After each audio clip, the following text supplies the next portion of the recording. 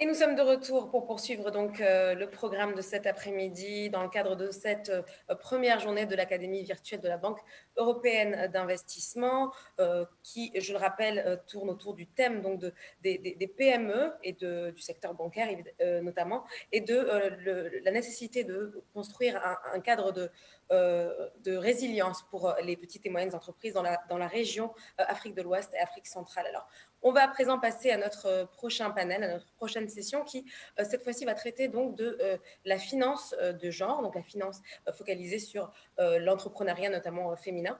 Alors aujourd'hui, pour animer, pour modérer cette session, nous aurons donc Isabelle van Grundenderbeek, je vais y arriver.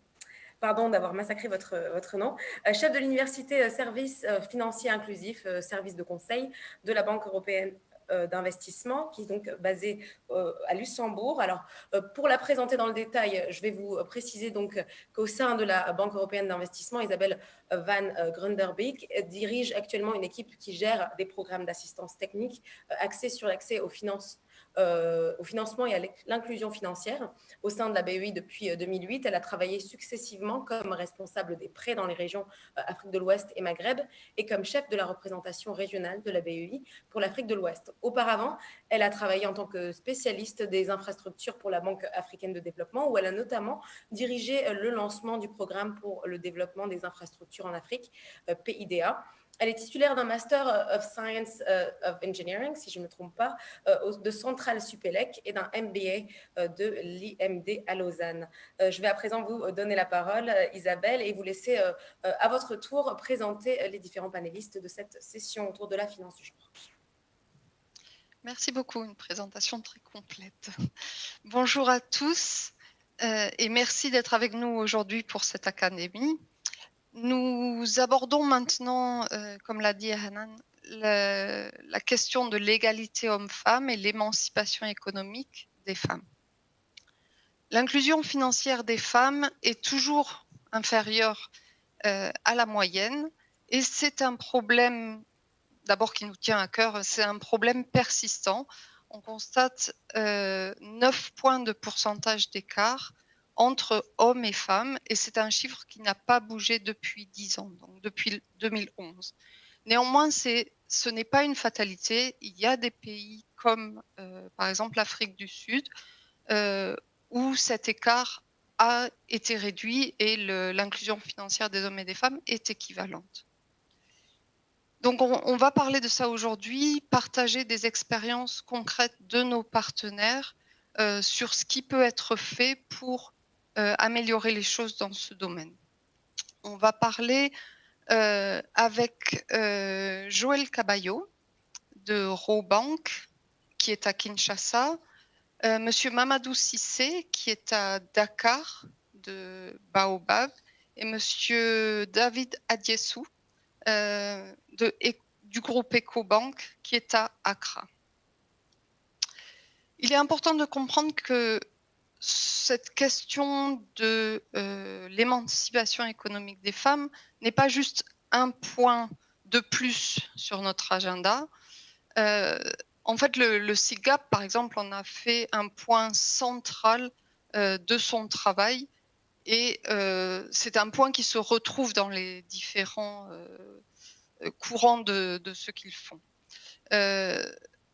Pourquoi ? Parce que l'émancipation des femmes, le fait de leur donner des choix économiques, est un vecteur d'amélioration de la vie de tous.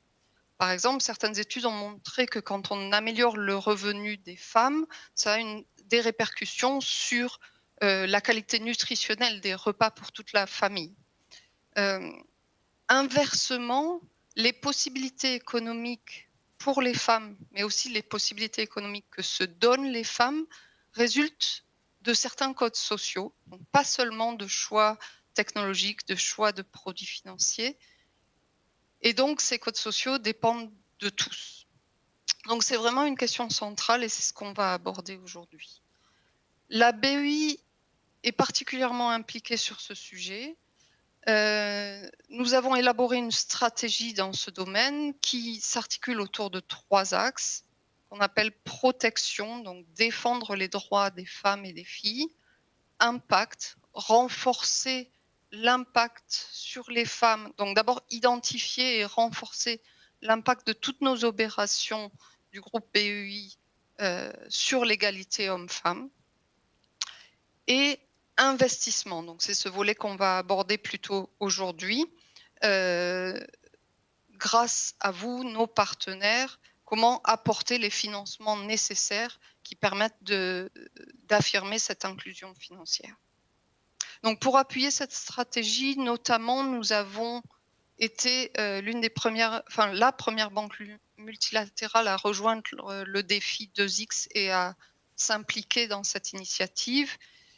Et ça s'est traduit au sein de la BEI par une initiative qu'on appelle She Invest, qui mesure notre engagement. C'est important de mesurer, bien sûr, pour aussi renforcer. Donc, notre engagement en faveur des femmes et notre engagement actuellement, c'est de mobiliser 2 milliards d'euros en s'appuyant sur les critères du défi 2X.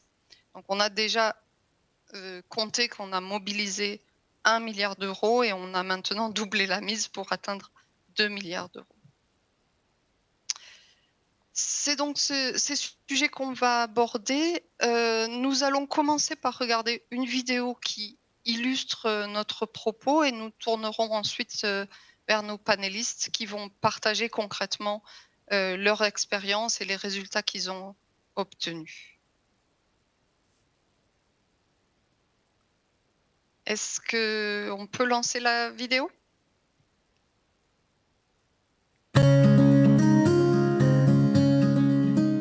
Essentiellement des huiles végétales, des huiles essentielles à partir de bois tropicaux, enfin de plantes tropicales. Tout au niveau de la chaîne logistique, là on a beaucoup souffert parce qu'au Gabon on a mis plein de restrictions, notamment des tests Covid valides seulement 3 jours, parfois 1 semaine. Et comme nous, on travaille avec des plantes qu'il faut aller chercher en forêt, donc il faut demander des autorisations pour se rendre sur place. Toute la consommation en période de Covid a drastiquement baissé. Du moins, à l'époque, on faisait beaucoup du B2C. Mais par contre, là, c'est ce qu'on ne s'attendait pas. On a développé par contre de nouveaux contrats en B2B. Donc, c'est d'autres entreprises qui viennent maintenant nous commander de gros stocks.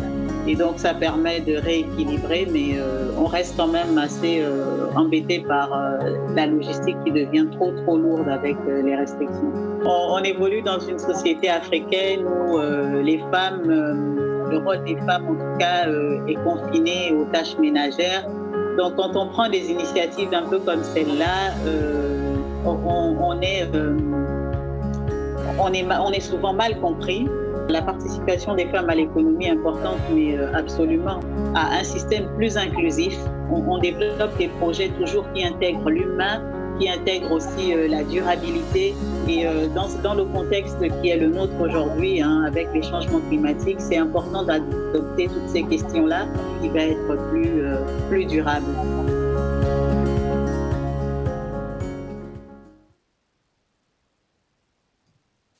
Merci. Nous allons donc maintenant entamer la discussion avec nos panélistes et je me tourne d'abord vers Madame Joëlle Caballo, qui nous rejoint depuis Kinshasa. Joëlle Caballo a rejoint la Robank en 2005 et elle est actuellement responsable nationale du programme Ladies, donc pour le segment des femmes entrepreneurs. Joëlle Caballo, est-ce que vous pouvez partager avec nous votre expérience de mettre en place des produits spécifiquement destinés aux femmes?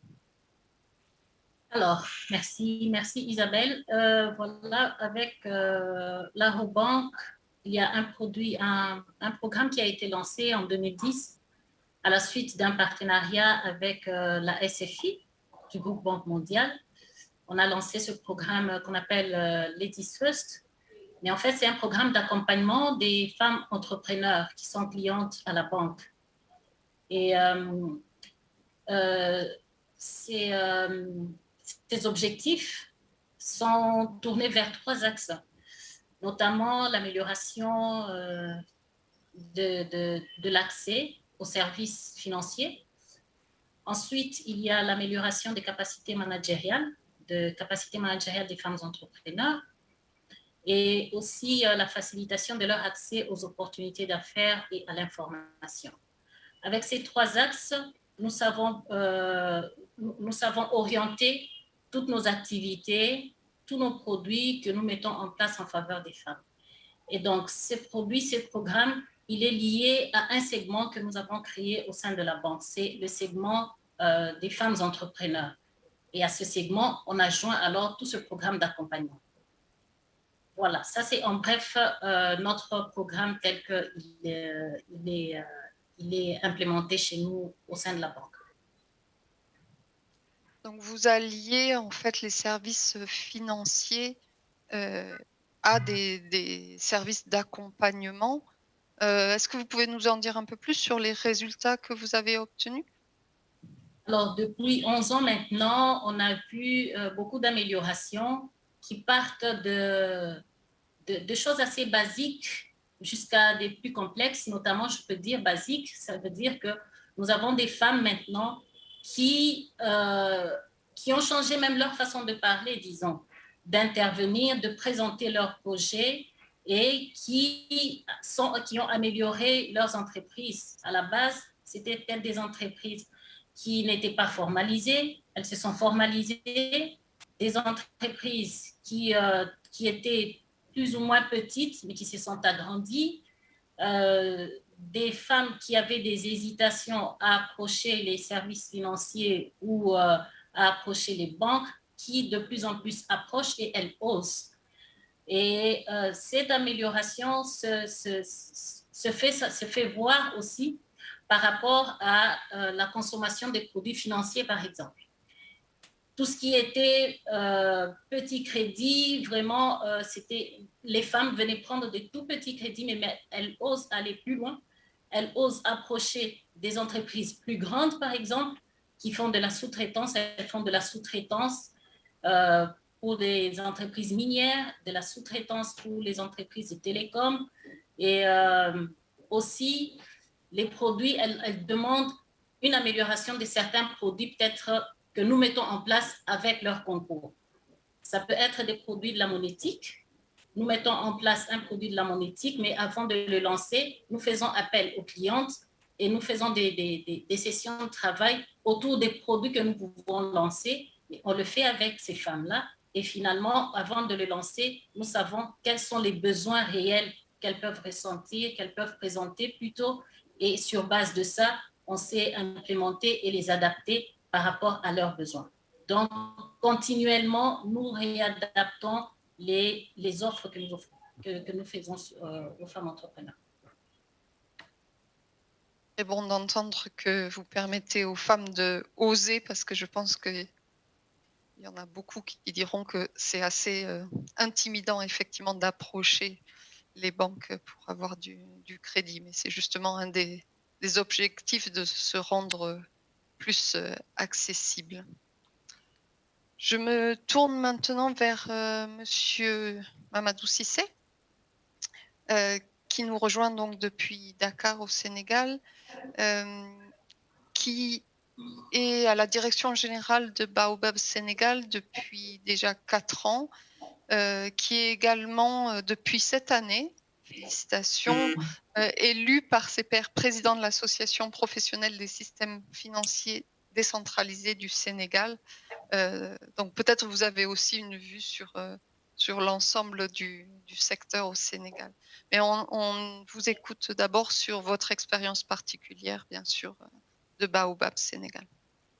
Merci Isabelle. Permettez-moi une toute petite présentation de l'institution pour commencer. Baobab Sénégal appartient au groupe Baobab dont le siège est basé à Paris, qui compte plusieurs filiales en Afrique. La filiale du Sénégal a, elle, été créée en 2007. Alors, je suis tout à fait honoré de partager avec vous l'expérience de Baobab Sénégal sur le sujet.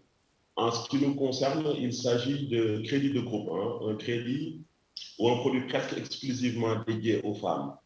Alors, qu'est-ce qui nous a poussé à lancer cette initiative? Il faut comprendre que traditionnellement, Baobab Sénégal très orienté micro-entrepreneur avec une forte présence en milieu urbain.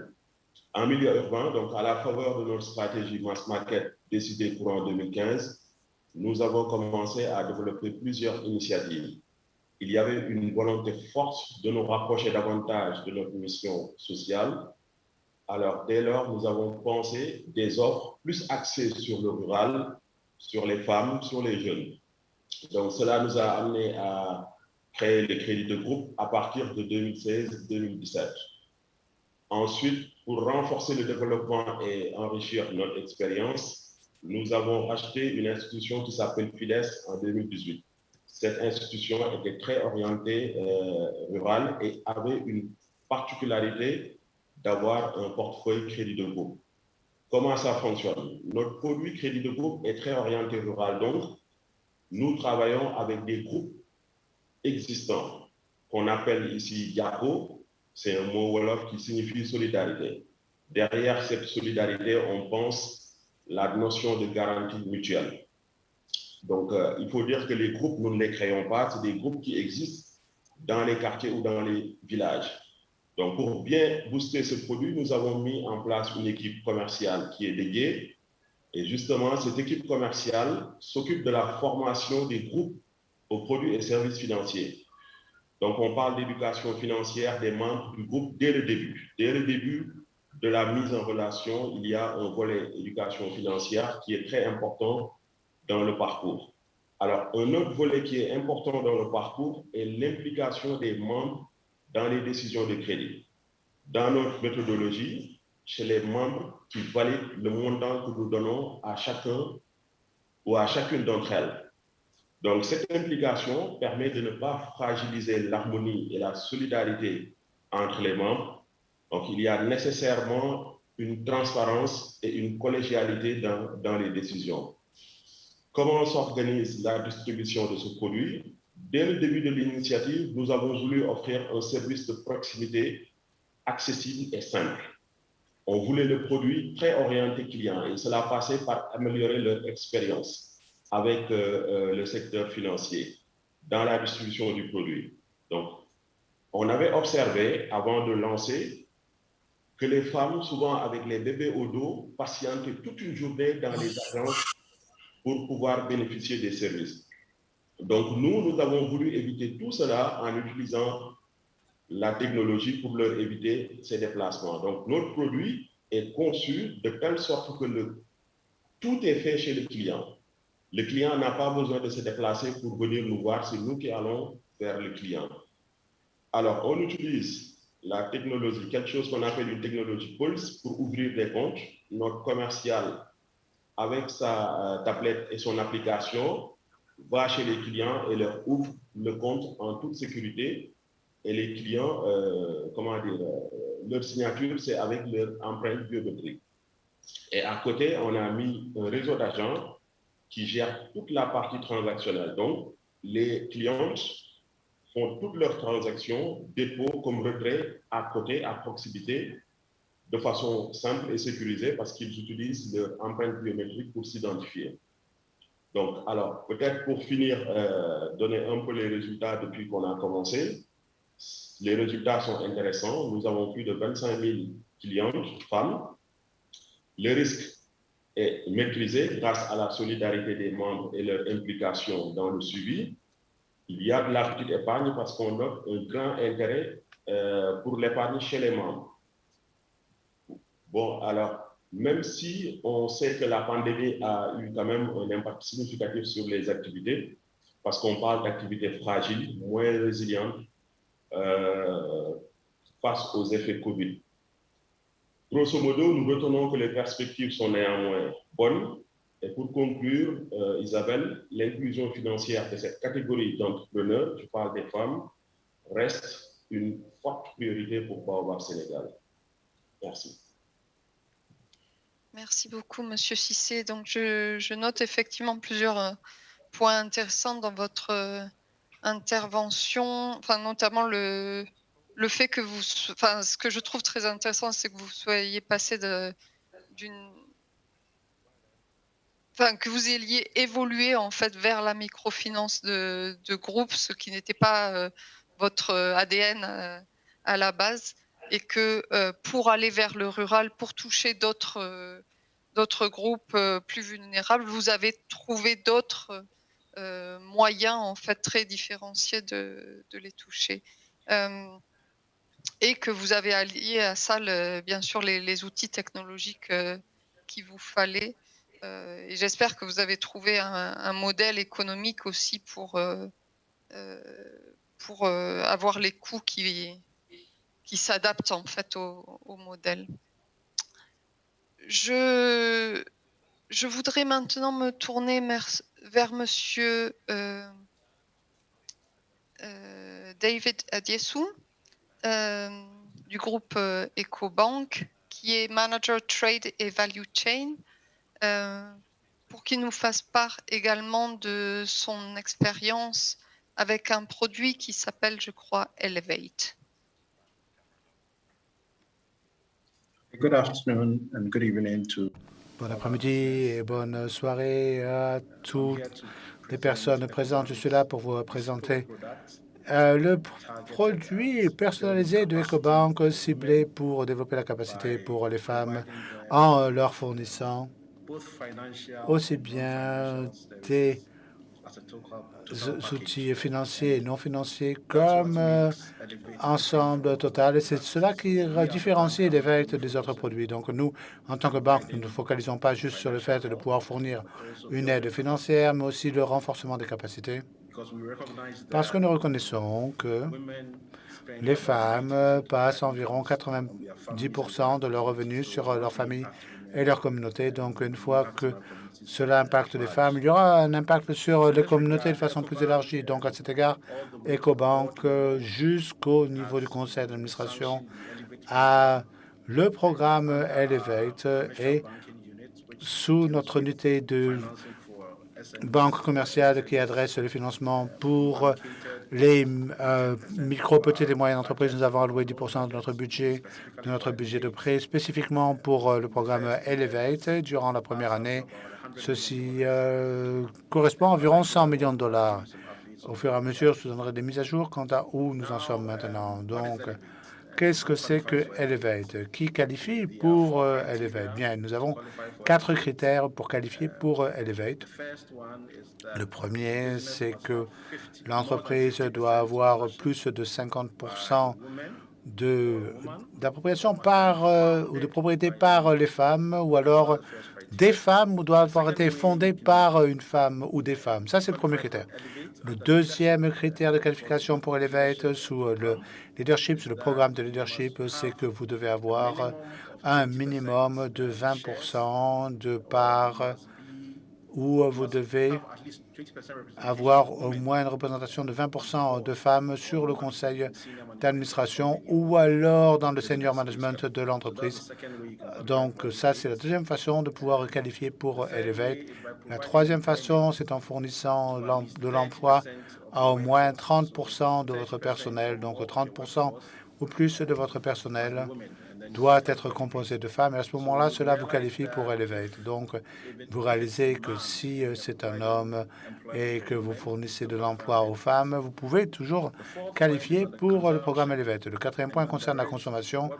Et là, ce que nous disons, c'est que vous pouvez aussi qualifier pour Elevate si vous êtes impliqué dans la manufacture ou la vente de produits féminins, c'est-à-dire des gens qui, par exemple, vendent des chaussures pour femmes ou des robes, des bijoux, etc., des parfums, peuvent qualifier pour Elevate, même si l'entreprise est sous le nom d'un homme, dirigé par un homme, parce que les produits sont ciblés pour les femmes. Donc, voilà, en fait, les critères de qualification pour Elevate. Rapidement, quelles sont les offres sous le programme Elevate? Comme je l'ai dit, nous fournissons aussi bien les services financiers que les services non financiers. Les services financiers consistent en produits de prêt disponibles à tous nos clients Elevate.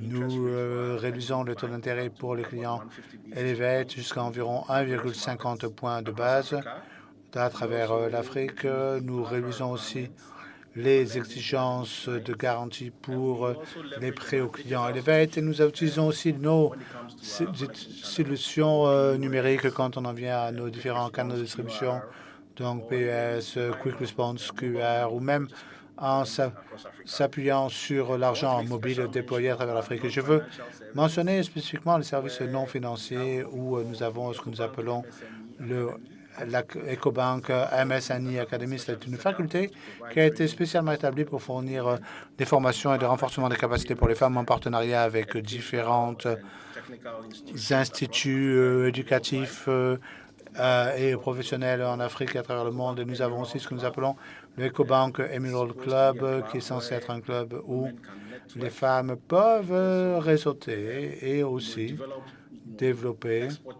nous développons nos canaux à l'exportation pour les biens et les services et aussi nous créons aussi des programmes de mentorat où nous avons des mentors expérimentés qui aident les femmes qui commencent dans leurs activités. Quel est notre programme, notre parcours jusqu'à présent? Bien, c'est assez mitigé au moment où je vous parle. Nous avons lancé Elevate dans 30 ou 33 pays à travers l'Afrique. Elevate a été lancé officiellement en novembre 2020 au niveau de groupe. Et cependant, chacun des pays aura un lancement spécifique. Cela a été réparti durant les 10 derniers mois environ. Et aujourd'hui, nous avons environ 20 millions de dollars spécifiquement sous le programme Elevate. Nous avons accordé des prêts d'environ 60 millions de dollars dans notre livre de prêts aujourd'hui avec Elevate. Et nous avons environ 8 000 unités à bord autour sur nos marchés. Il y a évidemment quelques défis. Évidemment, la COVID, c'est un d'entre eux. Et à cause de la COVID, c'est assez difficile de pouvoir avoir des réunions en présentiel. Nous avons dû nous appuyer sur des canaux virtuels. Et une fois que vous commencez dans les canaux virtuels, notamment en ce qui concerne les segments de mars, pour notamment les commerces, ceux-là n'ont peut-être pas les capacités techniques pour nous rejoindre virtuellement. Et donc, cela peut réduire le mentorat et la solidarité que la présence physique vous apporte. Donc, pour résumer, voici en fait Elevate par EcoBank. J'ai hâte de prendre toutes questions et de voir comment nous pouvons répondre à ceci aussi. Merci beaucoup. Merci beaucoup, David. Je commencerai peut-être par une question à nouveau, en fait, à vous trois, mais je l'adresserai d'abord à Madame Joëlle Caballo. Peut-être aussi, on peut mettre la slide de Madame Caballo qu'on n'a pas montrée précédemment. Enfin, je crois. Je voudrais vous demander, si je suis un homme, je vais être un peu jalouse de tous ces mécanismes qui sont mis en place pour faciliter l'accès au financement. Est-ce que vous avez eu ce type de réaction et quelles autres difficultés vous avez pu rencontrer? Alors, avec les femmes, nous avons eu des difficultés au départ par rapport à la perception du programme tel qu'on le mettait en place. C'était des femmes qui nous approchaient que pour obtenir du crédit. Alors, il nous fallait refaire la communication pour montrer l'importance d'un suivi, l'importance de se faire former, l'importance de rentrer dans une, je veux dire, dans un schéma. Un schéma selon lequel, avec les réalités qu'on a au pays, il y a très peu de banques et la culture de l'épargne n'y est pas, la culture bancaire n'y est pas. Beaucoup d'entreprises n'étaient pas formalisées et donc c'était assez difficile de faire passer le message selon lequel il y a tout un schéma qu'on met en place. Et c'est avec le temps que finalement le message passe et il est mieux compris. ensemble, on veut devenir grand ensemble. Ça veut dire les PME doivent se mettre en tête que nous sommes à côté d'elles pour pouvoir les accompagner dans différents aspects. Ça part de la formation, donc on met en place des produits financiers et puis des produits non financiers. Et c'est vrai qu'avec les formations qu'on avait déjà commencé à mettre en place dès le départ et adapter, il y en a eu qui se sont même remis en question. Ils se sont remises en question et ont compris quelle était la nécessité. C'est vraiment d'abord ça, c'était ce qu'il fallait faire passer la nécessité de suivre des formations, la nécessité de se mettre en réseau, la nécessité d'apprendre des autres, d'apprendre des expériences des autres femmes. Et ainsi, on a pu tous les mettre dans des groupes de travail, dans des groupes de formation qui continuent jusque maintenant pour la plupart. Et il y a des femmes qui ont commencé à nous envoyer même leurs enfants, même leurs filles, même leurs époux. Ça veut dire que sur base de tout ce travail que nous avons fait, maintenant nous ouvrons des comptes, parfois des autres sociétés, sur base des recommandations faites par une dame qui a commencé à travailler avec nous, qui a suivi un schéma qui est 5 ans, 10 ans maintenant avec nous, qui en parle en famille, l'homme approche. Et puis après, peut-être qu'il est DG d'une entreprise. Et puis finalement, nous avons toute l'entreprise derrière cette relation que nous avons tissée. Donc au départ, il y a eu vraiment cette difficulté à faire comprendre que c'était tout un schéma parce que c'est dans la durée que les PME doivent rester et se stabiliser. D'autre part, avec les formations que nous mettons à disposition des femmes entrepreneurs, nous avons une forte demande d'autres PME qui ne sont pas nécessairement tenues par les femmes, qui demandent aussi des formations. Et donc, nous avons commencé avec, par exemple, les modules Business Edge. Et ce sont des modules qu'on a mis en place et finalement qu'on a ouverts à toutes les autres PME, qui ne sont pas seulement féminines. Alors, les autres difficultés, c'est plutôt au niveau de l'écosystème, en fait. C'est là que les difficultés se font beaucoup plus ressentir et qui ont un impact parfois sur l'évolution des entreprises elles-mêmes. J'ai une question encore pour vous qui vient donc du public. Spécifiquement, est-ce que vous avez mis en place des conditions facilitées en termes de collatéral, de garantie, et notamment vis-à-vis des titres fonciers à présenter? Oui, il y a des produits spécifiquement, des produits de crédit, des produits financiers qui ont été mis en place sur lesquels nous basons sur de l'épargne. Nous avons mis en place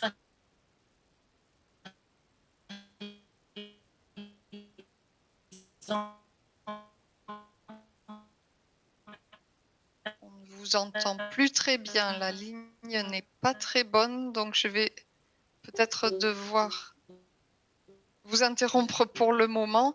Je vais me tourner vers à nouveau Monsieur Cissé pour vous demander également. Épargne, un produit de crédit.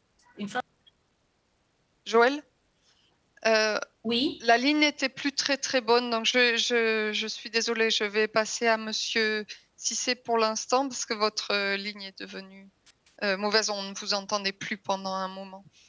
Monsieur Cissé, donc j'ai bien noté que vous vous appuyez sur des groupes existants pour mettre en place le produit. Je me demandais si c'était vous qui alliez vers ces groupes. Comment ça s'est mis en place en fait? Est-ce que vous pouvez nous raconter? Et là encore, je sais qu'on a tendance à tout présenter de manière tout comme un succès, mais je pense que c'est vraiment intéressant pour notre public aussi. Où est-ce que vous vous êtes cassé les dents? Qu'est-ce qu'est-ce que vous avez appris en mettant en place ces produits?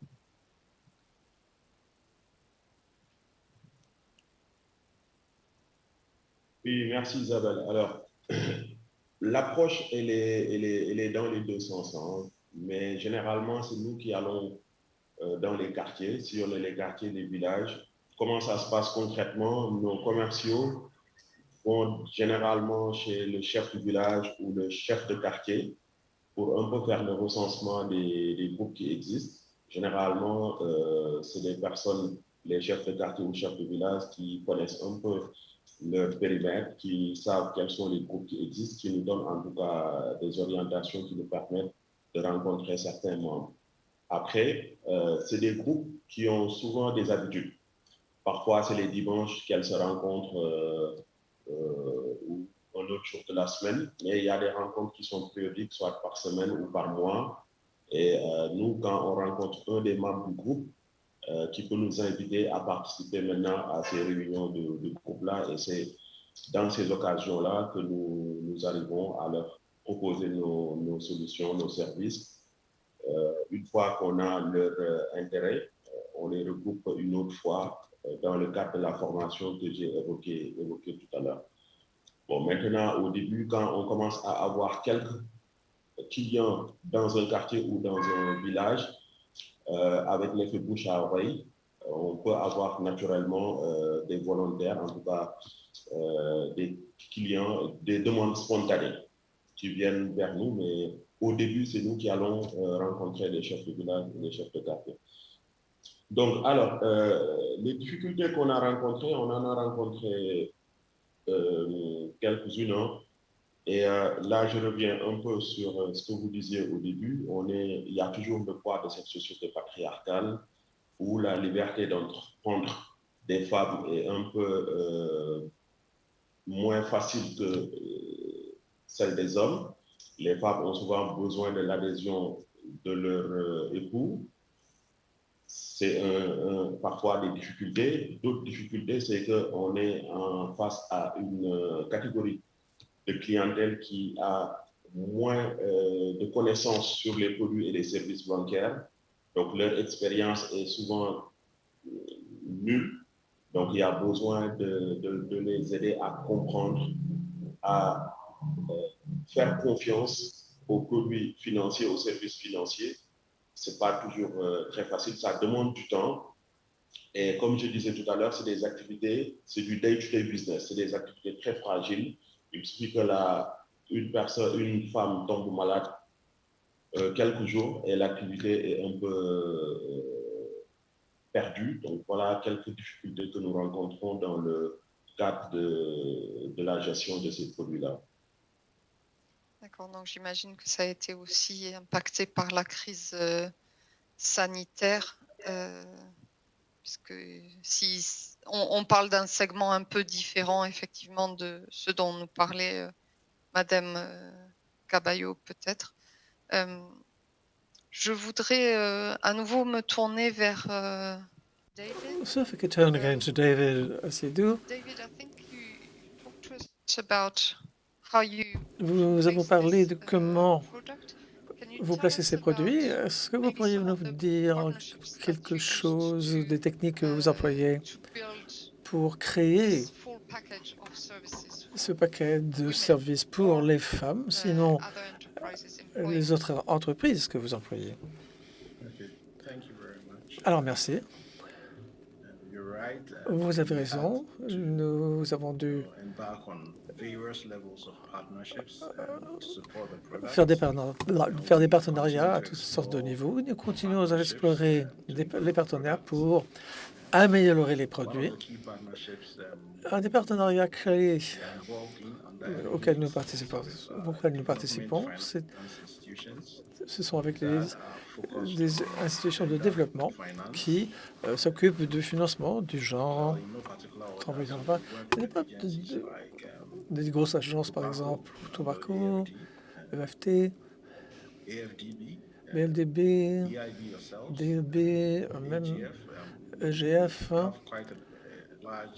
Donc, un grand nombre de partenaires que nous avons, sans ordre particulier, dans ma liste, mais nous leur offrons une assistance technique et qui plus est, des possibilités de partage de travail. Non, il ne faut pas le dire à tout le monde, mais si nous faisons quelque chose pour un client, tout le monde ne veut plus payer. Donc, nous avons ces partenariats qui sont en place pour donner de l'appui, du support. Du côté non financier, donc, comme je le disais précédemment, nous avons des partenariats avec des universités, des centres d'enseignement en Afrique. EcoBank avait aussi,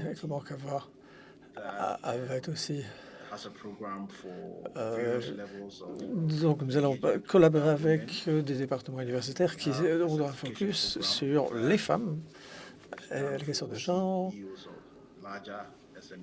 Nous avons aussi des programmes qui s'occupent des SME un petit peu plus larges, mais qui sont ciblés vers des aspects donc féminins. Nous avons des partenariats avec ces institutions. Nous avons des ONG internationales qui collaborent avec nous dans plusieurs pays. Nous avons des partenariats avec des ONG qui s'alignent avec nos stratégies et nos programmes. Je puis vous donner l'exemple, par exemple, au Ghana. Nous avons des partenariats avec la Fondation Mosaka sous le programme de travail Jeune Afrique et nous avons reçu donc pas tout à fait 10 millions de dollars au Ghana pour réduire les taux de prêt parce qu'il y avait ces problèmes dans le financement. Au Nigeria, nous avons eu des partenariats avec IFC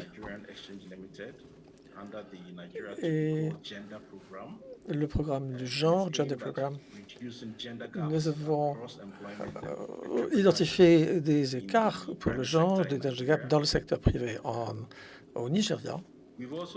Nous avons aussi des participations dans certains marchés pour donner des financements à des groupes de femmes qui s'occupent d'agriculture. Nous collaborons donc avec nous contribuons, bien sûr,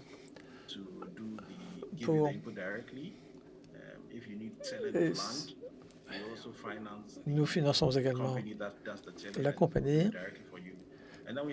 et nous faisons un petit contrôle aussi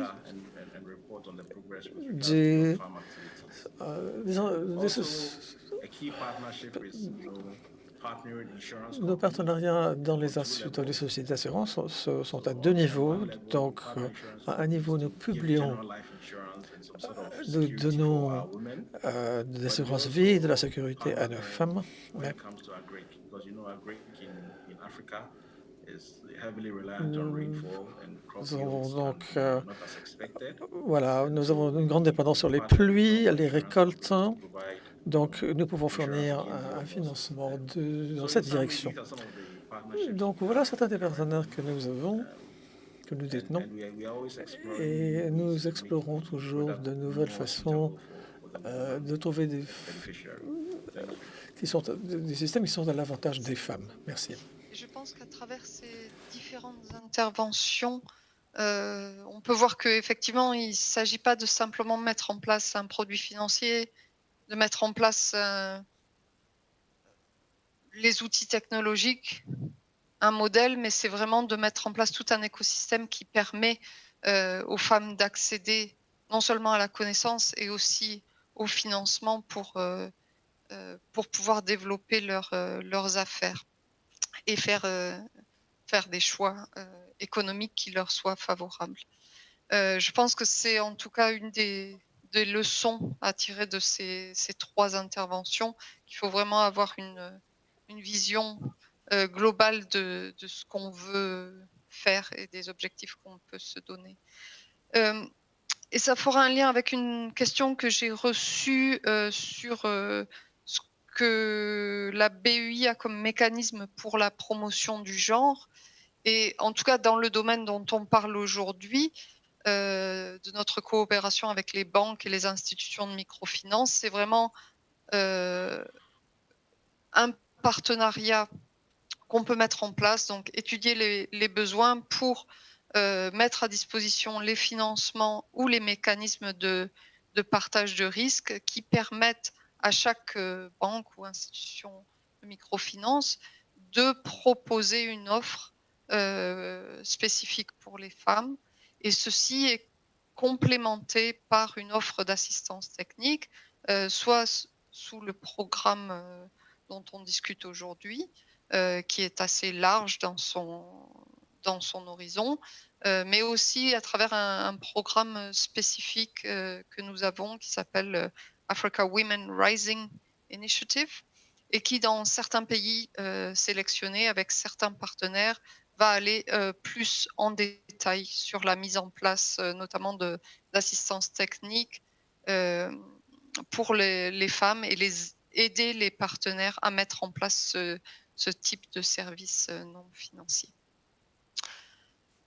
Je crois qu'il est l'heure de conclure. Je vais donc remercier nos 3 intervenants. Merci beaucoup pour être allés en détail dans la présentation de vos offres. Je pense que c'est intéressant pour notre public. Je voudrais vous rappeler qu'il y a un sondage ou en tout cas des questions qui vous ont été posées à travers notre outil numérique.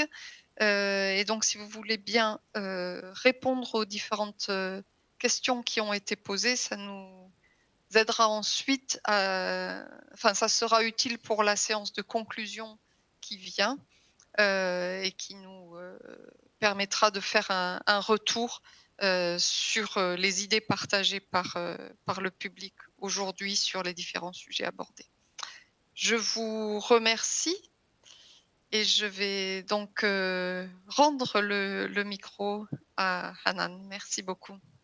Merci à vous Isabelle pour cette modération et merci à tous les panélistes qui ont donc participé à cette discussion autour du financement du genre. Je vais vous remercier nommément Joël Caballo, responsable segment des femmes entrepreneurs à World Bank en RDC, Mamadou Cissé, directeur général de Baobab Sénégal, et David Achiedou, EcoBank, groupe Elevate, responsable commerce et chaîne de valeur. Merci également à vous, donc Isabelle, d'avoir donc facilité cette discussion très intéressante donc, sur les femmes dans le financement des entreprises féminines en particulier.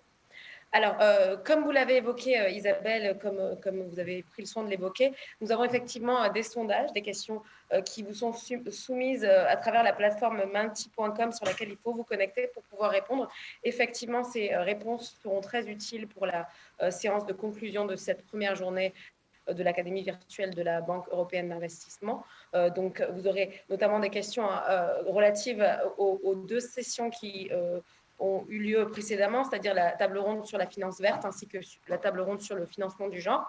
Et puis, c'est un peu aussi le moment pour les organisateurs de l'événement de prendre la température en quelque sorte de cet événement à travers donc, vous, public, et de voir comment vous réagissez à toutes ces discussions qui ont eu lieu tout au long de la journée. Donc, il y a une sorte de baromètre un petit peu qui permet aussi de prendre la température à votre niveau par rapport à tout ce qui a été dit depuis ce matin.